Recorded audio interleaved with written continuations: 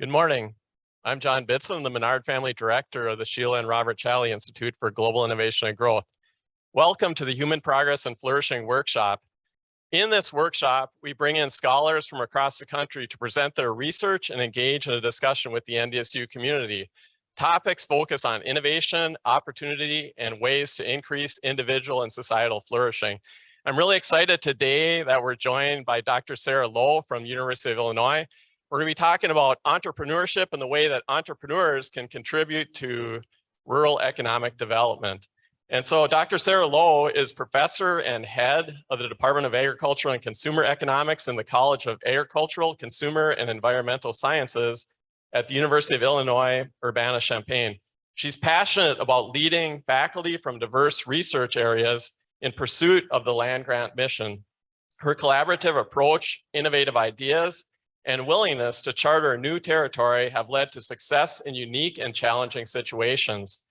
Previously, she held the Fred V. Henkel Chair in Agriculture within the Division of Applied Social Sciences at the University of Missouri. Here, she was the inaugural director of the Rural and Farm Finance Policy Analysis Center, and prior to that, led a turnaround of Extension's Regional Economic and Entrepreneurial Development Program. Before she began her career in academia, she spent 10 years at USDA's Economic Research Service in Washington, D.C. Her research and extension emphasize how to support and facilitate regional economic and entrepreneurial development and prioritizes policy relevant issues, drawing on her experience in the federal government. Her research interests include business dynamics, broadband impacts, rural household well-being, value-added agriculture, and entrepreneurial ecosystem building. And so I'm really excited today that Sarah is here today. Please withhold your questions until after she's done presenting. She has a very limited time frame to present. And could everyone please give a warm welcome to Dr. Sarah Lowe.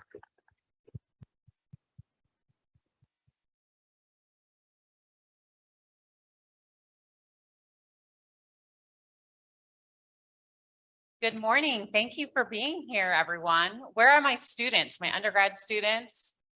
Wow, awesome. And grad students? Awesome. Great. Thank you for being here. Well, I have a lot of slides. A lot of them are maps, but we're gonna move briskly.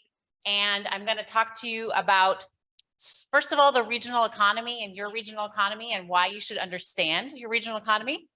Then I'm going to talk about how that relates to entrepreneurship. And then we're going to finish with some strategies to foster entrepreneurship in your community, in your region. How many of you are from kind of rural communities or rural regions? Okay, great. Quite a few. Cool. We won't just talk about rural, we will be talking about regional, because I think that the connection between rural communities and their nearby urban areas is really important. So let me get started. Or not. Is this on? Oh, okay, great. Cool. Okay, so this chart just kind of shows employment growth in metropolitan and non-metropolitan areas since the Great Recession. And the point of this chart is basically to show you that rural or non-metropolitan communities have not caught up to where we were before the Great Recession. So we have not caught up to employment back to 2007, okay? So that's pretty alarming, and that's part of the motivation for some of us to be working on rural and regional issues so that our rural communities don't get left behind. Today, when I talk about rural or urban, I'm going to use the definition of metropolitan and non-metropolitan. So the red counties in this map are metropolitan counties. Who's heard of the term metropolitan statistical area? Okay, cool. Some of you guys. So if you hear metro area, that's a Census Bureau definition, and it's generally a city of 50,000 or more and the surrounding commuting area. So for example, I used to live in Kansas City. Kansas City itself is not that big, but there's a lot of kind of rural counties that are part of the metro area in Kansas City. So they can have very rural character, open country, small towns, but they're within the commuting shed of Kansas City. So a lot of people living in those counties will be able to commute to Kansas City. So similar kind of thing here with Moorhead and Fargo. If you're in a rural area, like maybe Stephanie Meyer, Dr. Meyer up there in a rural area, but she can commute to Fargo here. So that's the definition I'm going to use. Hopefully you guys can kind of find your home community in that map and kind of get an idea of your metro areas. Of course, here in North Dakota, we've got Fargo, Moorhead, Bismarck, and Grand Forks. Awesome. Okay, so we're going to start with a little quiz. Knowing your regional economy. Think about rural America. Which of these 4 sectors is the biggest part of the rural economy? Okay, so who thinks agriculture, production agriculture is the biggest part of the rural economy? Okay, probably the majority. Who thinks it's manufacturing? Okay, good. Who thinks it's government, which includes K through 12 education? Nobody? Healthcare? Government? Healthcare? Okay, cool. This is a map of GDP share at the county level from agriculture. So the darker counties have a higher share of their GDP from production agriculture. So you see in the Great Plains, we have relatively high dependence on production agriculture. Here's the same map with the legend. So once I add the legend, you can see those dark green counties have over 30% of their GDP, over 30% of their economy from production agriculture, whereas a lot of the country has less than 2%. Okay, so given that context with the map, here's the answer to the quiz. So my one friend back here, what's your name? Rachel was the only person who said manufacturing was the biggest of those 4 sectors in the rural economy, and Rachel was correct. Okay, manufacturing for all of rural America, manufacturing is the biggest sector. It's not real high here in the Great Plains and as we get further west, but there's a lot of rural areas. Think about the Midwest, a lot of rural areas and very high dependence on manufacturing, much more so than production agriculture. So I appreciate Rachel getting the correct answer, and we're gonna kind of move next to talking about the North Dakota economy. Okay, so that was the US rural economy. Now think about the North Dakota economy. Who knows all about the North Dakota economy? We're gonna be pointing fingers, but nobody's raising their hand. Okay, awesome. So which of these same 4 sectors do you think is largest in the North Dakota economy? Who thinks manufacturing?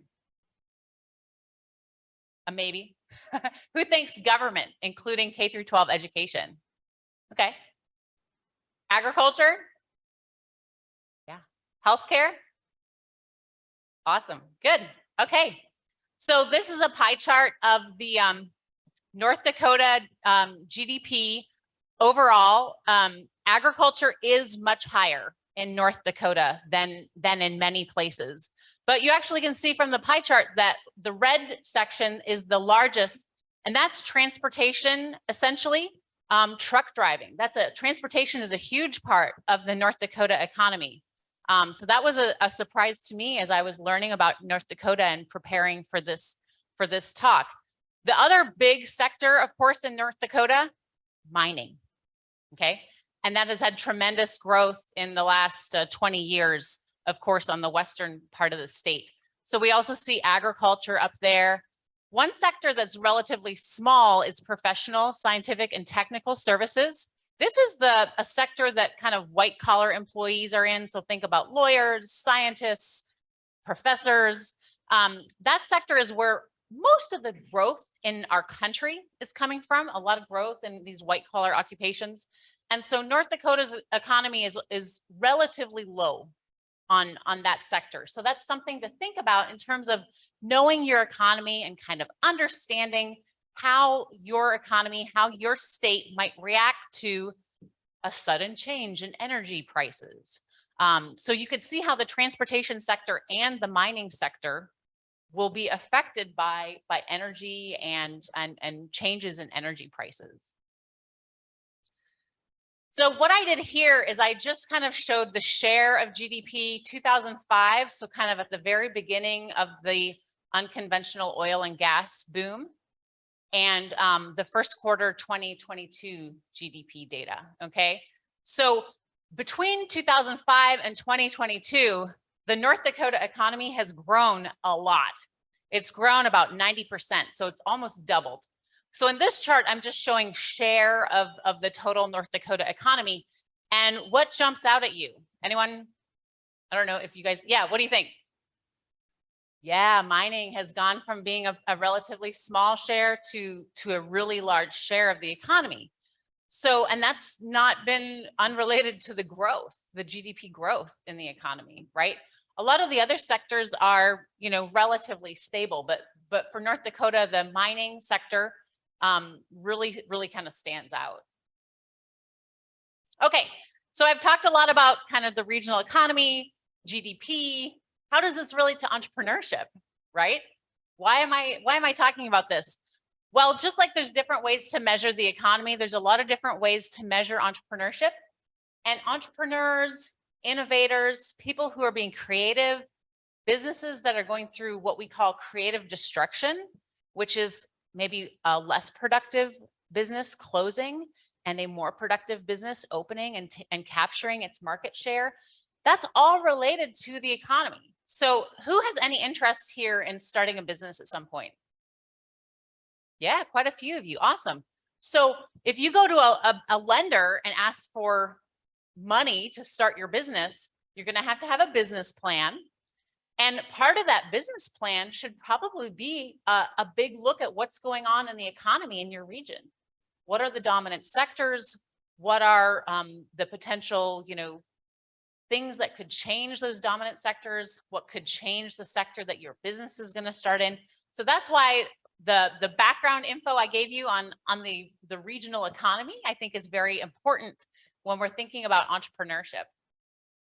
Okay, so these are some late ads. John and I added these yesterday. So I'm going to go through some maps with a lot of different proxies for entrepreneurship. And I really think that there's no ideal definition of entrepreneurship. As a researcher, I've used a lot of different definitions of entrepreneurship, and they're really just proxies for entrepreneurship. Who wants to offer a definition of entrepreneurship? What do you think? Value creation. So GDP that we were just talking about, that is value creation. Any other ideas? There's no wrong answers. Extra credit to students. All right. So we can have a lot of different conceptualizations of entrepreneurs. And so this map is patents per capita. And patents or R&D is sometimes used as a proxy or a definition for entrepreneurship. But patents are something that's pretty difficult to get, right? You've got to have something really novel. You've got to have a lot of lawyers. You got to have some startup capital probably. So this is patents per capita, but again, it's a widely used measure to kind of think about entrepreneurship. And what I hope you can see from this map is the big cities, you know, really pop when it comes to patents per capita. And so people think, oh, well, I'm in a rural area. I can't really do patenting. I can't be innovative. I have to go to Silicon Valley to do that. No, I think that's not the case. It's certainly easier maybe to get a patent in Silicon Valley than in rural North Dakota, but certainly not impossible. So these maps are from a paper that I did a few years ago with some colleagues, and we wanted to show that there really is a lot of patenting activity in rural areas. They tend to be incremental patenting in rural areas. Also, patenting related to mining is really big in North Dakota, and patenting related to agriculture. So there is a lot of innovation or invention going on in rural America. And what I hope you can see in this map compared to this map,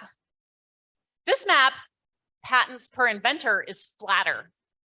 You can see a lot more activity in the rural commuting zones. Those are the lightest color, the rural commuting zones. you know, the rural commuting zones are actually pretty on par with some of these big urban areas in terms of patents per inventor. So there's definitely people inventing and doing patenting and creating new things in rural America. So don't ever let that stop you.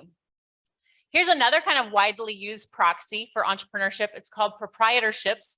This comes from federal administrative data, which for those of you who are undergrad students, you might want to get to know the Bureau of Economic Analysis, where a lot of the data for today's presentation comes from. So proprietorships, this is essentially someone who owns a business. Could be a very small business, could be Mary Kay. We're selling Mary Kay, we don't have any employees. It could be all the way up to a very large business with a lot of employees. But so this proprietorship, this map is kind of the share of businesses or people with businesses to the share of total jobs. So what do we see for North Dakota in this proprietorship map? We see it's relatively low, right? There's some areas in the middle of the state that have kind of moderate. And in this map, the light orange, the lightest color, is below the US average. So we see relatively low proprietorship in North Dakota. And in a lot of rural areas, we see relatively high levels of proprietorship, right? So we see higher levels through the Great Plains. We see higher levels in the Intermountain West. We see higher levels, particularly in rural areas that have scenic amenities where people maybe want to move from the city, go to somewhere with lower cost of living, access to mountains, to beautiful scenery. So this is just one measure, and it just kind of shows that North Dakota maybe just doesn't have as many businesses than paid jobs, than wage and salary jobs. But we'll have lots of different looks. Okay, so this is proprietorship growth. So North Dakota looks better on this map than the previous map. So the orange is actually a decline in proprietorships from 2010 to 2019, and the green is increase. So we actually see a fair bit of increase in North Dakota during this time period. Of course, some of that is going to be driven by this unconventional oil and gas in the Bakken region, but we also see quite a bit driven by the financial sector in your state. Anything else that pops out on this map to you guys? I was struck a little bit by the growth of proprietorships in the South. Thought that was very interesting. Okay, and here's the average income for those proprietors. Now, the average income for these proprietors is pretty skewed, because if you have a Mary Kay business and you're selling some makeup, the average income from that business or that job is going to be pretty low compared to someone who is maybe the CEO of a firm that's doing something really exciting in Fargo, right? So the numbers on the legend, if you can read them, are relatively low. But again, this map just kind of shows we actually see relatively high proprietor income in North Dakota on average. So that means we maybe don't have as many people who are self-employed, but the people who are self-employed are doing better on average than self-employed people in the rest of the US. So that would make a good case for your business plan if you're putting together a case for some lending to your lender. So this is this is non-employer statistics in mining. So what this is the previous maps were non-farm proprietorships. So anyone who owns a business, these are micro businesses, businesses with no paid employees. And there are a lot of businesses with no paid employees. Does anyone want to guess how many businesses there are with no paid employees relative to businesses with paid employees? What do you think? 95%. It's actually there's about 3 times as many businesses with no employees than businesses with employees. So it's pretty incredible. So this is the mining sector. And of course, we see the Bakken region here in North Dakota. We see, of course, lots of, Oklahoma, Texas, where we expect to see some of this activity. Now, what might a non-employer in mining look like? A lot of times this is going to look like a landowner that is leasing land. Okay. I want you to know that in every sector, there are a lot of non-employer businesses. Yesterday in my research talk, we talked about food manufacturing. And manufacturing is another sector that people think, oh, you can't have a manufacturer with no employees, but there's really a lot of manufacturing businesses in this country that are one person, and especially in food manufacturing.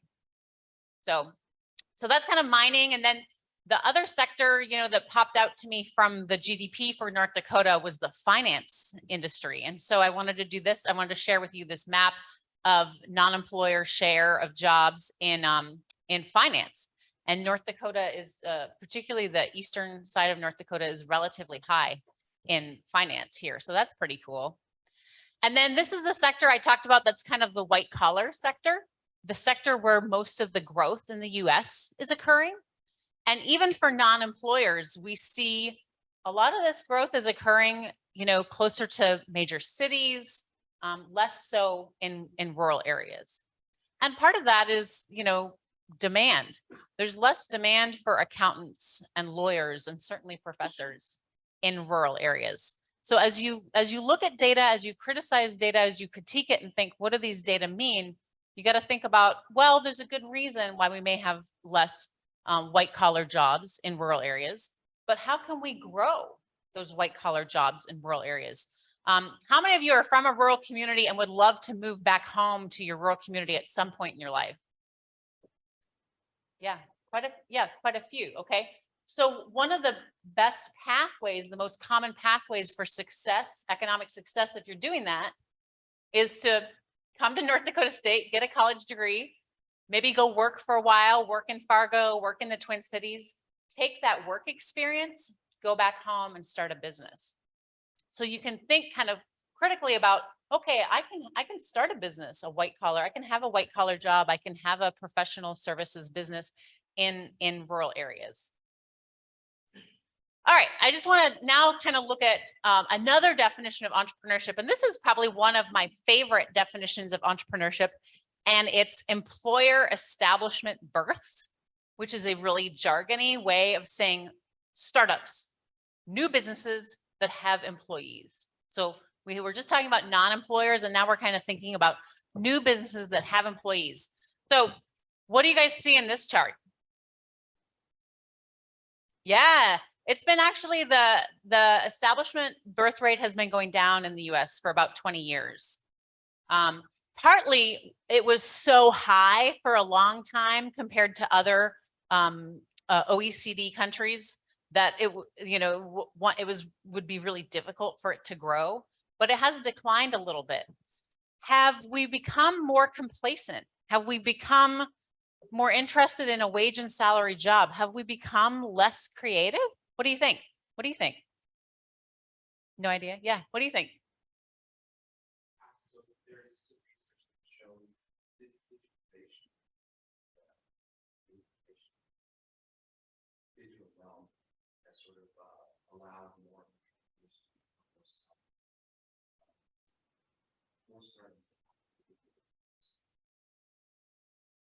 More of the non-employers than employer businesses. Yeah, definitely. I mean, there's a lot of reasons why there's no, unlike the GDP question, there's no one answer for this, right? But it's a really interesting trend. And it's part of the reason I'm really passionate about educating people about the power of entrepreneurship and what they can do, how you can meet your goal of moving back home by becoming an entrepreneur and contributing to your home economy. Despite the fact that employer establishment births or startups with employees, despite the fact that's been declining, they're still responsible for a lot of the net new job creation. So these new startup businesses are really, really important. And I mentioned creative destruction earlier, this idea of kind of putting less productive businesses, those kind of going out of business, and a new, more productive business, maybe with a new technology coming in, sweeping up its market. That creative destruction, that idea of firms kind of sunsetting and other firms coming in with better technologies, with new ideas, that is a really important part of our economy and of wage and salary jobs too. So how many of the students out here really want to, we talked about who wants to start a business at some point. Who wants to go get a good job with a good salary after they graduate? Yeah, everybody, right? Okay, so a lot of you will go to startups, will go to businesses that are being dynamic, that are creating, that are innovating. And some of those businesses will fail because honestly, the vast majority of new businesses do fail, especially in the first 5 to 10 years. Okay, but that's okay. That failure is a signal to the market that says, well, this didn't work, or this worked for a while and then it didn't work. And so those of you who want to start businesses, those signals can help you talk to your lender, can be part of your business plan. You could use these data, these publicly available data, to say, look, these businesses have been failing at a higher rate. I'm going to come into this sector with something new. So this creative destruction, this idea of starting new businesses is so important to the economy and also to rural areas, just like urban areas. I wanted to show, this is a pie chart of business owners and their age. And the really tiny little slice, I think it's actually labeled 0%, but it's not 0%. It's like 0 point, something quite small, are young people. So I don't want the young people in this room to be put off by entrepreneurship. Looking at this, there's very few young entrepreneurs. There are relatively few young entrepreneurs. But it comes back to this idea of maybe going and getting a good job and learning some things in the business world and then starting your business. Because we've got a lot of business owners in a relative share too, that have some great work experience. They've gotten some great ideas. And for those of you who wanted to move back to your home community, this is the way to go, right? Go somewhere, learn some things, learn about creative destruction, learn about innovation, and then bring your ideas back to your home community to help your home community. Okay, this map is the map of my favorite measure. So that measure that we looked at that kind of showed employer establishment births kind of declining over the last 20 years. So this is kind of a map at the county level, averaged over several years, because this is a lumpy kind of measure. But here, the yellow is below average. So the yellow counties have a below average employer establishment birth rate, and the darker blue have higher. And so who sees some spatial patterns here? Yeah, what do you see? Yeah, the Intermountain West has a really, really high birth rate. So this is one reason why we want to look at things spatially as well as, on a line chart. But you see, this is very interesting. We've got kind of this growth in the Northeast by the Northeast megalopolis that we might expect. But boy, there's a lot of business dynamism in the Intermountain West. Some of that is driven by lone eagle entrepreneurs, people leaving kind of the city, wanting to move closer to scenic amenities. Some of it is driven, of course, here in North Dakota, we've talked about the mining sector a lot. We've talked about unconventional oil and gas a lot. Some of that is, driven there, energy.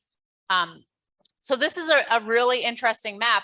When I created this map, I was at University of Missouri, and you'll see kind of a blue spot down in the southeast part of Missouri. And I spent quite a bit of time, digging into that blue spot, because that's the Ozarks. And it's a very high poverty area, to be honest. And it was really fun digging into that. It was one of the first things I did when I moved to Missouri, was kind of dig into what is going on here. But what it was is people who live in the Ozarks, they really have their own culture. And the culture there is actually quite similar to the culture in Appalachia. So it's a lot of people who've lived there for a long time. They tend to stay in that region. And they have a lot of businesses, and they're helping each other. Okay, so for a rural community to be successful, we've got to have a coffee shop, we've got to have a barber, we've got to have a health clinic, got to have a grocery store. These people are creating businesses and making their place a better place. There's also some mining in this area too. I will add that also contributed to the employer establishment birth in the Ozark. But kind of fun to see how some of these patterns have spatial differences and try and understand, it's one of my favorite parts of my job doing research is trying to understand why things are happening differently in different places. So going back to our anecdote about moving back home, we recently did a paper where we had a survey during COVID, and we asked people who had graduated from high school from a rural region, we asked them if they would consider moving back to that rural region due to COVID. And one of the biggest findings that came out of that research, out of this paper, is the people who owned businesses were the most likely to think about moving back home because of COVID. This is really good news for rural communities, because if you already own a business somewhere else and you're thinking about moving back home, for a rural community, just having a couple new businesses move in with an experienced business owner, someone who's been living somewhere else and can bring ideas and knowledge to that community, that can really, really benefit a rural community. So that was a pretty cool finding from that paper. For those of you looking at the dates, a lot of the entrepreneurship proxy data is pretty lagged. There's been a pretty slow, I think the Census Bureau and Bureau of Economic Analysis, they're struggling with the same workforce issues a lot of us are. So they've been slow on some of these data. What this chart is showing is business applications, and it goes a little bit more recently. And so that huge bump at the end, that's COVID. We've seen a lot of indicators that suggest that employer establishment births, proprietorships, non-employer businesses are going to really grow once we get some of that administrative data. So these could be revised. These are pretty volatile data, but it will be really interesting to see if COVID helps rural communities and spurs people to move back home, start new businesses, grow their business, be more entrepreneurial, be more creative. So I'm kind of patiently waiting for the administrative data to come out. But if any of you have anecdotes to share, I'd love to hear that when we get to the Q&A at the end of the talk. Okay, so why entrepreneurship? We've talked a lot about the economy. We've talked a lot about kind of entrepreneurship spatially. Why is entrepreneurship good? Why should we promote entrepreneurship? Ideas? I know there's some on the slide, so you can read those. Yeah, what do you think? Yeah, keeps the economy going. You saw that chart with the net job creation, right? And how important births were. Other ideas? The creative destruction, okay? The contribution to GDP from entrepreneurship. It's really a good thing. So I want to talk just a little bit, take a step back and just talk a little bit about economic development. Who understands the nuts and bolts of economic development? A couple of you? Cool, great. So that's a profession. That's a white collar profession to be in economic development. In the US, particularly in rural areas, after World War II, there was a wave of economic development called attraction and recruitment. And it was this idea that a lot of factories that had been in metro areas and urban areas were going to leave. We didn't need those thick labor pools that we needed in cities during World War II. And a lot of them relocated to rural areas. And so that was the beginning of the boom of manufacturing in rural areas. And so if you think back to that first question where we talked about manufacturing in the rural economy, that kind of came after World War II, when we had a lot of manufacturers who were wooed from, say, Chicago to a rural area in Illinois. So that was a wave of economic development called attraction and recruitment.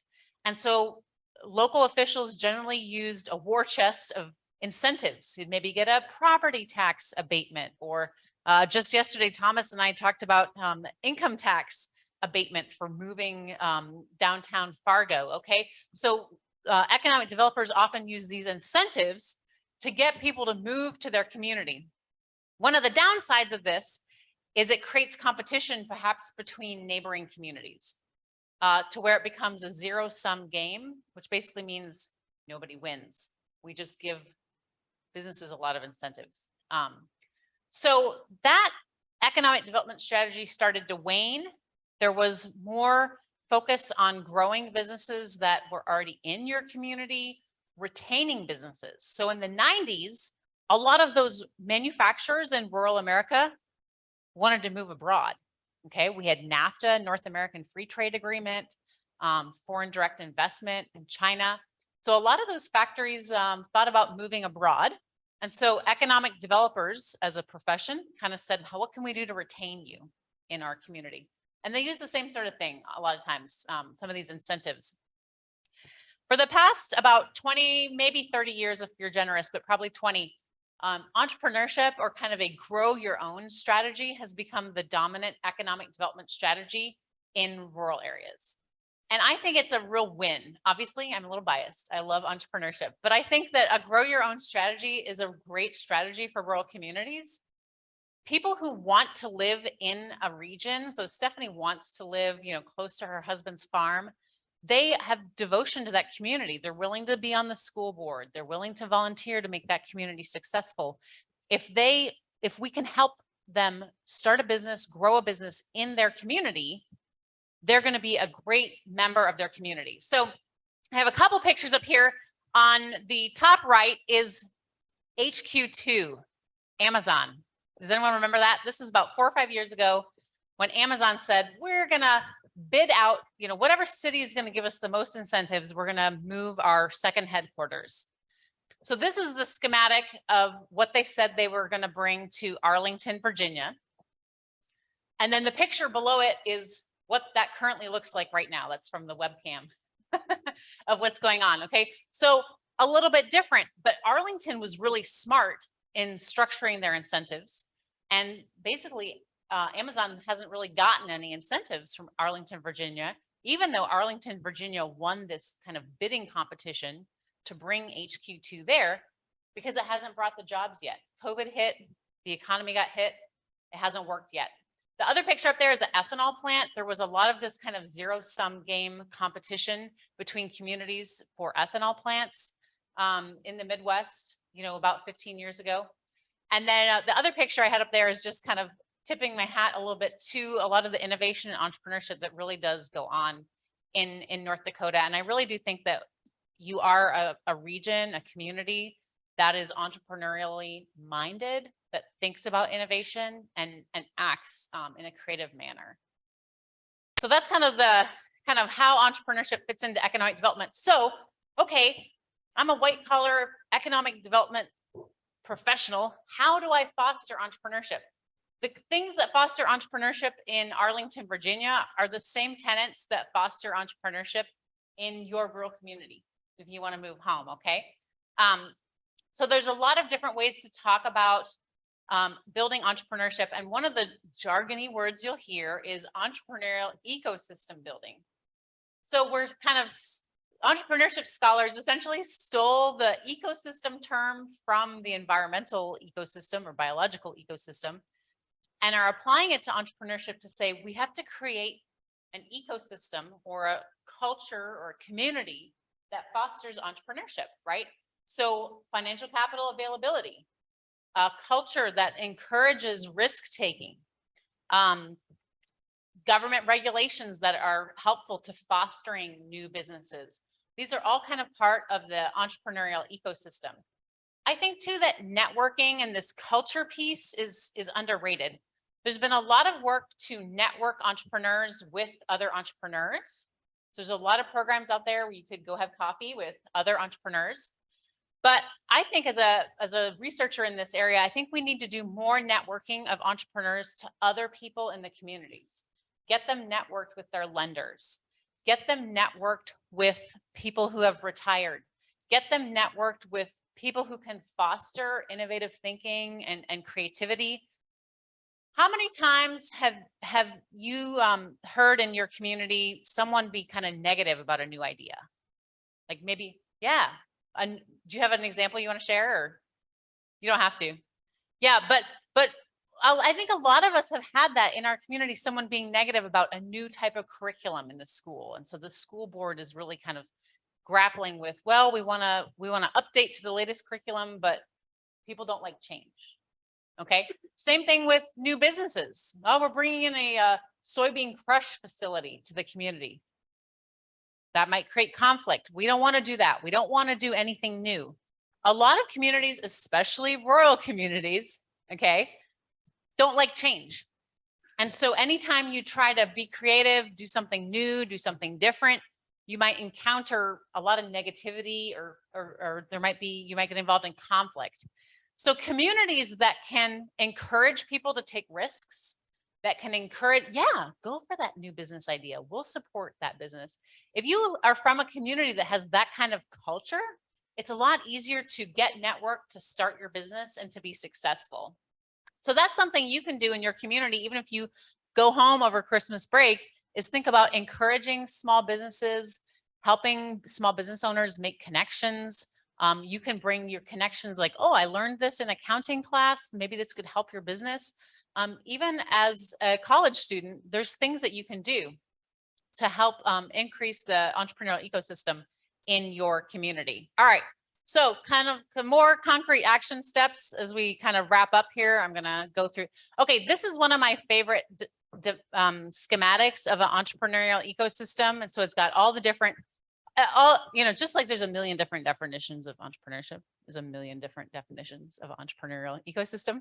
But this is one of my favorites. Okay, so we've got infrastructure in there. Things like broadband or sewer and water. You cannot underestimate how important access to sewer and water is for businesses, especially in rural areas. Okay, available workforce. If I want to start a soybean crush facility, are there available workers? That's part of the entrepreneurial ecosystem, encouraging people to get into the workforce. Okay, market access. We've talked about, there's got to be demand for the product. There's got to be the right location for the product. So market access is really important. The regulatory or legislative environment. Is the government in the county, city, state, are there policies and procedures conducive to helping entrepreneurs or coaching them through kind of the regulatory process? Of technical assistance. So closely related to that, are there accountants, lawyers, business facilitation groups that can help nascent entrepreneurs, people who are thinking about starting a business, work through some of those regulatory problems? This technical assistance piece is actually a big issue in rural areas, partly because we don't have as many of those white collar jobs, right? And so lawyers from the city don't necessarily want to go, venture capitalists from Silicon Valley don't necessarily want to go to maybe a rural area in North Dakota.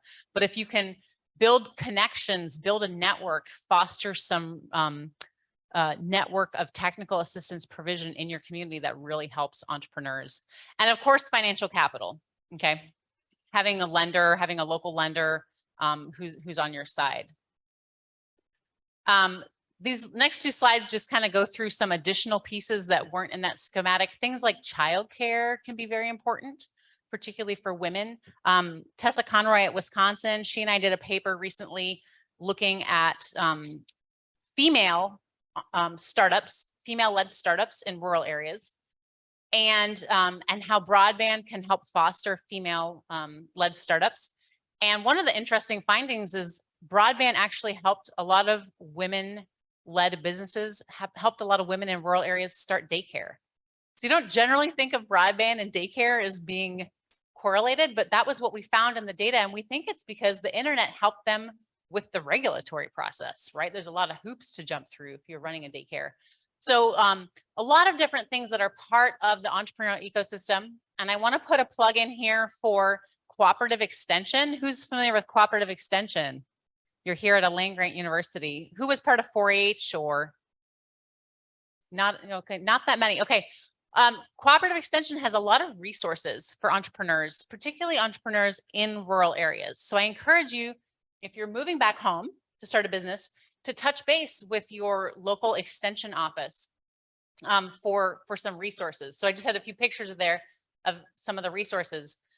We also are part of a program called Connecting Entrepreneurial Communities, and NDSU Extension is part of this group too. This is a program that basically runs a conference and it moves around, and you can go to a conference and kind of learn about downtown revitalization and entrepreneurship in different communities. So if you're interested in that, all these different states that I have listed there are doing this extension program called Creating Entrepreneurial Communities. And if you're interested in attending a conference and learning about how to spur entrepreneurship in small towns, I would encourage you to check that out. And then I'll also put a plug for the Homegrown Entrepreneurship Program. That's me and Tessa, my colleague at Wisconsin. That's us with a group of high schoolers. So we've done this program where we help high schoolers. Some of you laughed when I got to the networking thing and I gave the example of college students going home over Christmas break and helping businesses network. I saw some people like, "Shut, that's the stupidest thing I've ever heard." We're doing that with our, we're doing that with this extension program. We're helping high schoolers understand how they can help entrepreneurs and support entrepreneurs in their community. So this is us. We had to do this is back in the COVID era. So we're with a bunch of high schoolers via Zoom. And then I have, I'm running out of time, but I'd love to talk to you about examples. Like I mentioned, I think North Dakota is a very entrepreneurial state. Here I just have highlighted Northwest Missouri as a community that came to me when I first got to Mizzou and said, we want to build an entrepreneurial ecosystem. We want to build an environment that's conducive to entrepreneurship. And they've actually done a really good job. So sometimes it's helpful to kind of hear about what other regions have done. This is a 19 county region, so it's not really community, it's a region. And they had some things going for them. They had 2 regional universities in the region. They had some pretty strong political capital, both at the federal and the state level. And most importantly, they had a convener. So a lot of times when we're talking about economic development, rural development, or helping entrepreneurs in rural communities, the missing piece is often the convener. Who's going to get the lender and the technical assistance provider and the entrepreneurs sitting around the table together? That is often the missing piece. So if you want to make a difference in your community, think about who could be the convener. Could you be the convener? Cooperative extension can often sometimes be the convener, can provide the office space and get people to the table and talking about these things.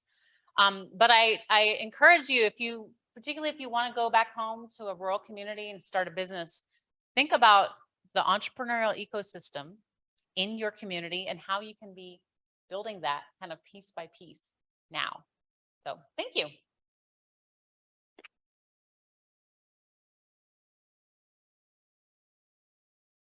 I hope that was a little food for thought. I know I went through a lot of slides really, really fast.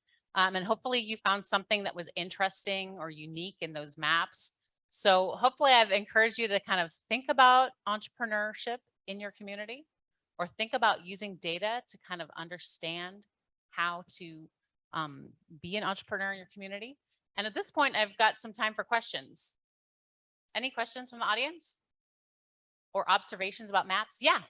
Yes, sir. Can you go back to the? Oh, sorry. There's a woman in the back that had her hand up before. Sorry, Thomas.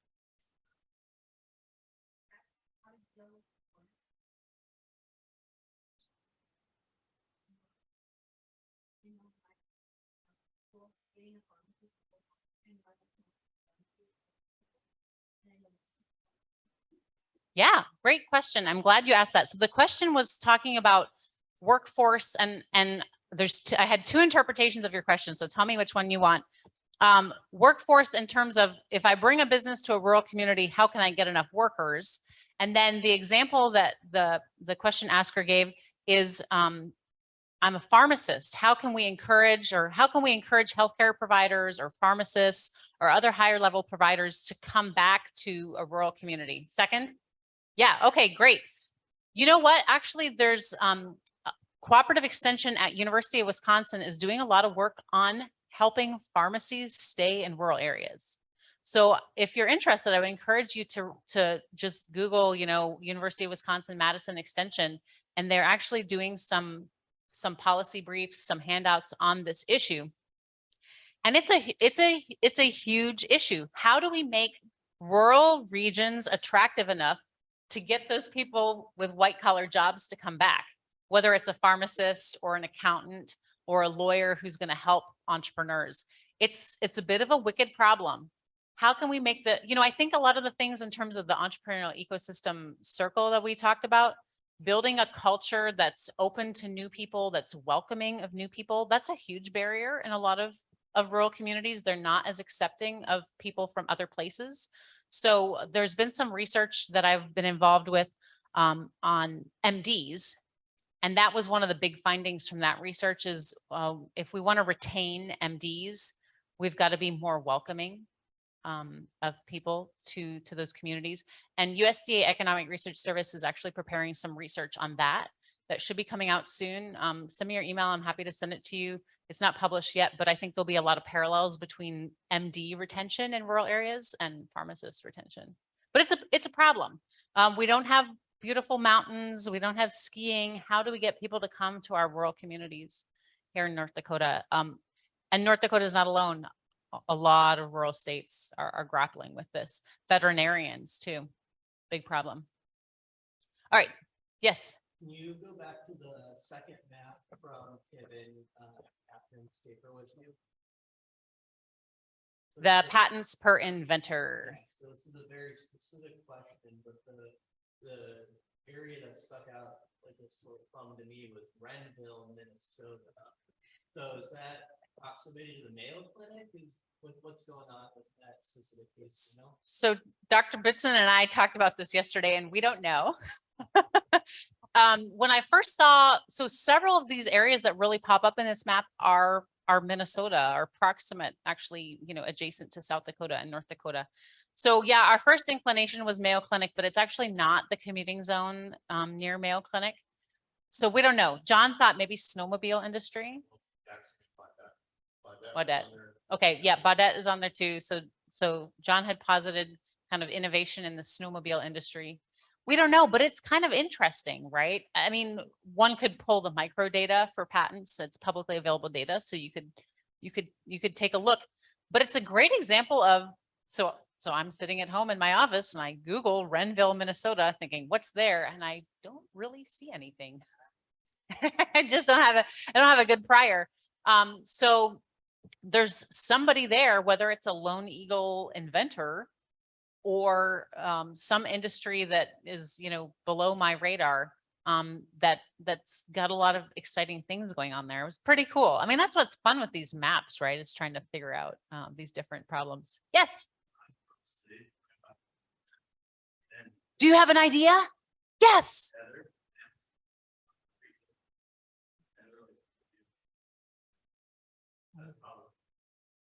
So we have a local, yes, who says a concrete business, worldwide concrete business, and I could see a lot of innovation because these patents, anytime you kind of change the formula or something, you can file a new patent. So cool, concrete. I like it. Related to mining, construction and mining. Cool, okay. Thank you. What's your name? Braden. Thank you, Braden. Yeah.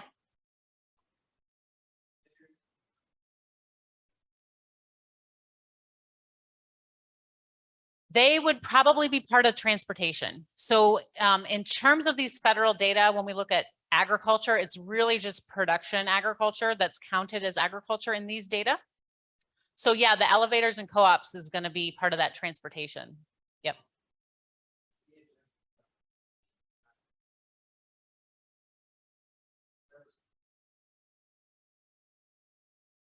Yeah. So the way that the United States and most other OECD countries do the accounting would be no. So the way that the industry accounts are set up for this country, agriculture is really production agriculture. So definitely, you know, CHS is probably a big part of that transportation sector. I'm glad you pointed that out to me because in most other states it's trucking. So this is a good point. It's probably a lot of railroad too here. Thank you. I appreciate that input. But it is, while it is related to agriculture, in our industry accounting system, it won't count as agriculture.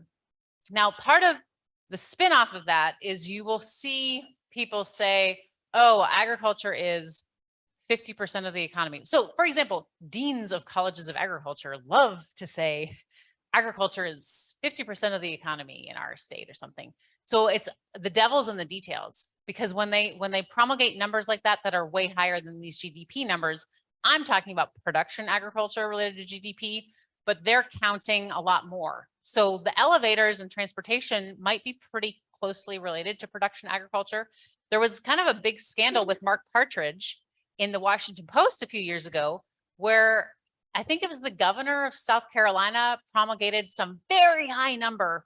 Agriculture is very important to South Carolina. And Mark Partridge wrote a letter to the editor and was like, this is impossible. And it turned out they had included restaurants, clothing stores. So restaurants, he said, was agriculture because it's food. Clothing stores, agriculture, because it uses cotton, although I don't know that there's a lot of cotton in modern clothing. So when you see numbers that the economic impact of an ethanol plant is this, or the economic impact of agriculture is this, the devil's in the details, okay? If someone is including clothing stores and restaurants in the number for agriculture, you got to kind of think critically about, do I buy that number? And that's when it's really cool that you can go to use publicly available data to pull the numbers for yourself.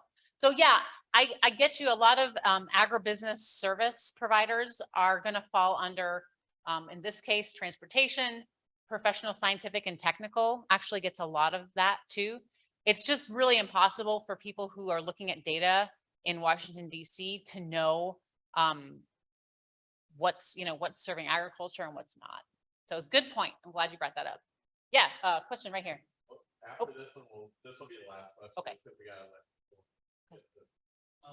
Do you think the older downtown districts is like rural cities compared to the newer ones where it's like truck stop exits, gas stations, fast food chains right off the interstate made a big difference in rural low?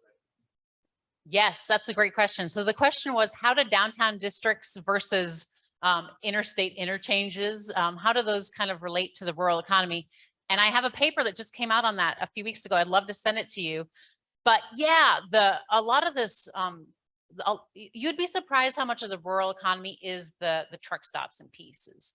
Because in a rural community, you know, if you've got a county with 5,000 people living in a county, and then you have a truck stop in my hometown, world's largest truck stop. Okay, thank you. That blows up your local economy because it's all these people bringing in money to your community from elsewhere. And so this is kind of the story with GDP is, can we sell products elsewhere? So selling products locally is great for the local economy and it circulates money in the local economy. But the end game for an economic developer is to bring money from elsewhere into the economy. And so the truck stops do a great job with that. Manufacturing does a great job with that. Production agriculture does a great job with that because we're marketing manufactured goods, we're marketing grain to places far away, and that money is coming back into our community. So that's a really great question. Thanks for all the questions. It's 10:59. I apologize to those of you who have 11 o'clock classes. Blame me. We'll have a reception out there, so we'll have a chance for everyone to have a discussion with Sarah and Light. And again, there's food out there as well. Thanks, everyone. Thank you. So I just put my email up there, sarahlowe@illinois.edu. So if I promised you a paper or something, send me an email. Thank you.